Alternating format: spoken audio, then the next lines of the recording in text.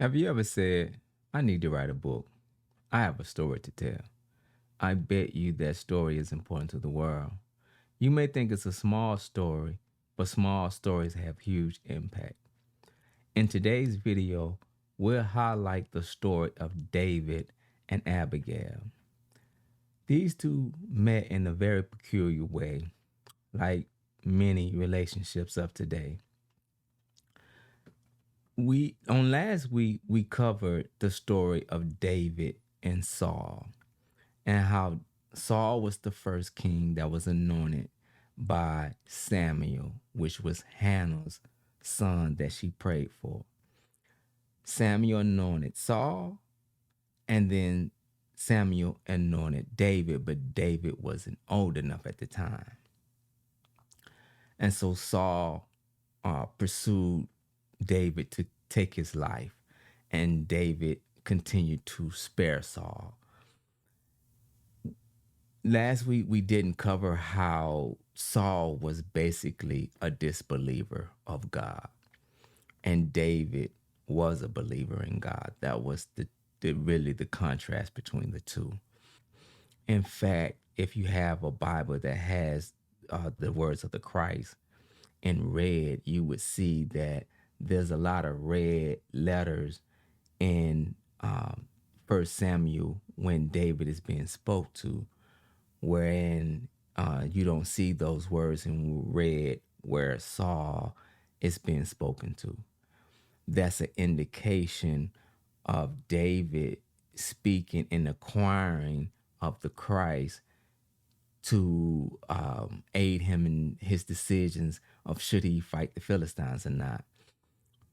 Where in the contrast with Saul, when he was in deep, deep trouble with the Philistines, initially he didn't believe in God and the spirit was on him. And so he rejected that spirit. And so in a vacuum, if you reject belief in a vacuum, you get disbelief. And so that spirit of disbelief followed him.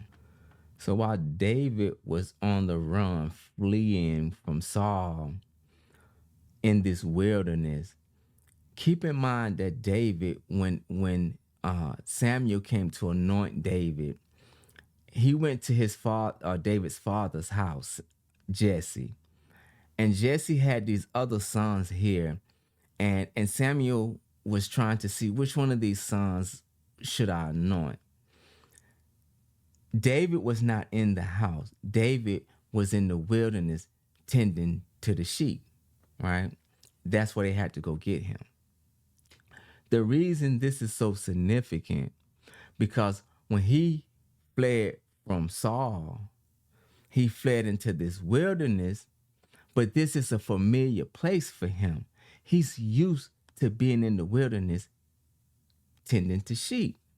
So when he fled from Saul on this particular case, he saw sheep and goat in this wilderness. And he made sure that no harm came to these sheep. In fact, the 600 men that he had with him, he made them be a wall so that the sheep would not fall off the cliff or be harmed in any kind of way. And so these sheep belonged to a man named Nabal. And so Nabal had a wife named Abigail.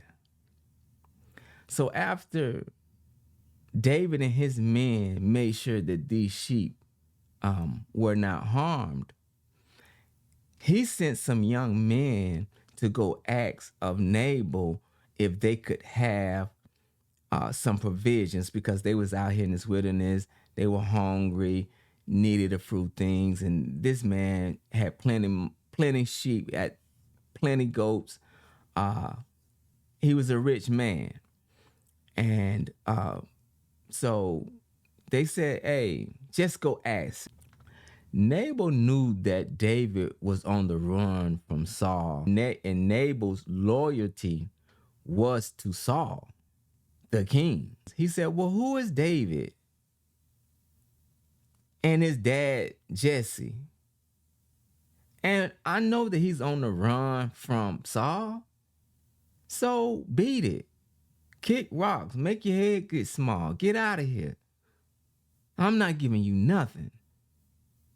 What make you think I'm supposed to share mine with you?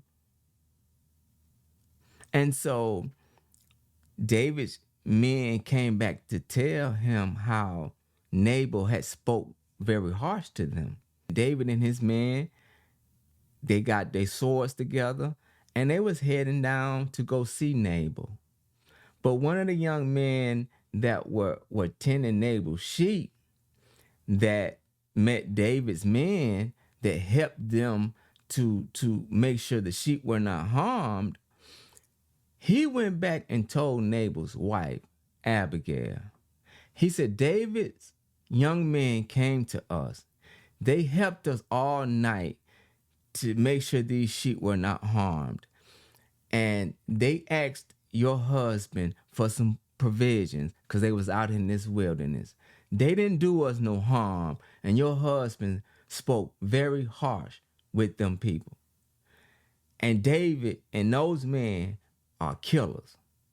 You know what you're dealing with. They're going to come back and they're going to kill us all. She got these pavilions together and put them on her ass, right? So they can get into this wilderness or wherever they at, find David and give him raisins, cakes, corn, sheep that's already killed and prepared. She made sure that they had way over the amount that they was asking for. So when Abigail was on her ass, she went to find David.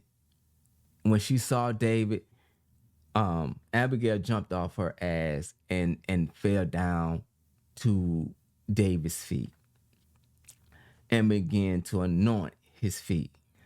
But here's the most significant thing with Abigail. Abigail was not only a beautiful woman, Abigail was known to be a wise woman.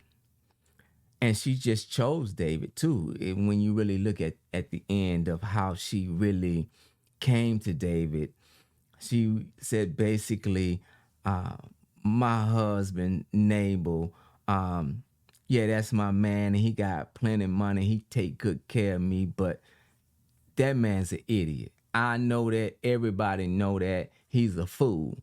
He is who he is, a fool. But that's a small thing to you. David, you a king. And she began to speak life and vision into David that he may have looked over because of his fleeing from Saul and back and forth in these fights. He may have forgotten who he was in God.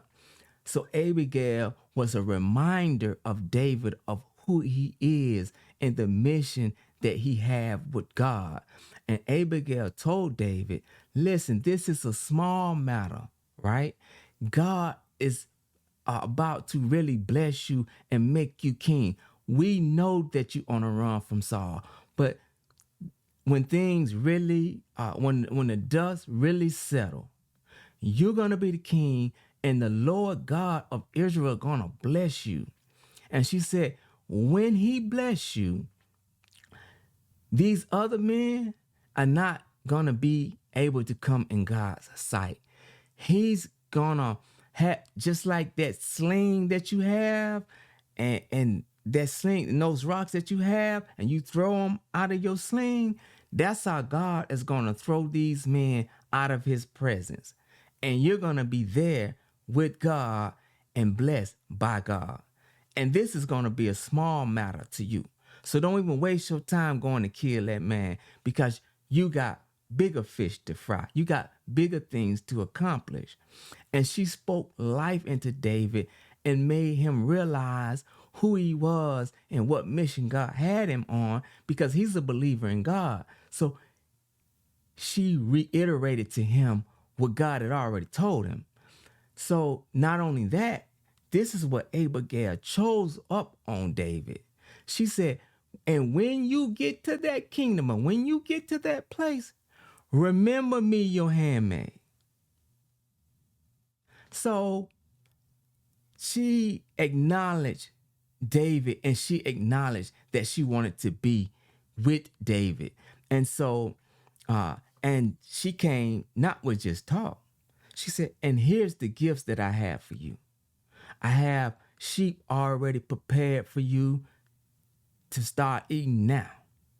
You don't have to cook it, none of that, right? It's already prepared. I have the corn here. I have the raisins here. I have figs for you here, right? These things are going to help you get your strength back, right? So she nourished him back to strength and his men. And I'm sure David's men looking at, man, this pretty woman here, she brung us all these things and she got it going on and she spoke life into you. She's right. And so David said, you know what? Abigail, you're right. I'm not going to even go down there and kill that man. You right. I'm just going to stay on my mission with God. And Abigail left. David didn't go and kill the man. They still was in the same predicament. In the wilderness, hungry, waiting to kill some, hoping Saul man don't come, right? So when Abigail went back to her husband, he was having a feast, drunk, having a good time. So she didn't bother to tell him, I had talked to David and I heard that you talked to his men real bad and that man was about to come kill you. She didn't go into that night, but she waited till the next morning. Now, Abigail tells Nabal, her husband, while you was out here partying and drunk, David was on his way down here to kill all of y'all. And I stopped him. He had 400 men with swords. The same men that been killing all these Philistines. They was about to come and kill you. I talked to him, but I don't know what he's going to do. Now Nabal began to realize, oh my God. Yeah, that boy is a killer. Is he coming back? Ah, man, I don't know. So he began to probably look out for David and worry himself to death. 10 days from that day, Nabal was dead. Probably had a massive heart attack. Probably scared to death, literally. And so when David found out that Nabal was dead, he still had all these sheep, all these goats, right? But he remembered his wife, Abigail, that pretty, wise woman. Yeah, he remembered her. David told his men to tell her, man, you gonna be my wife.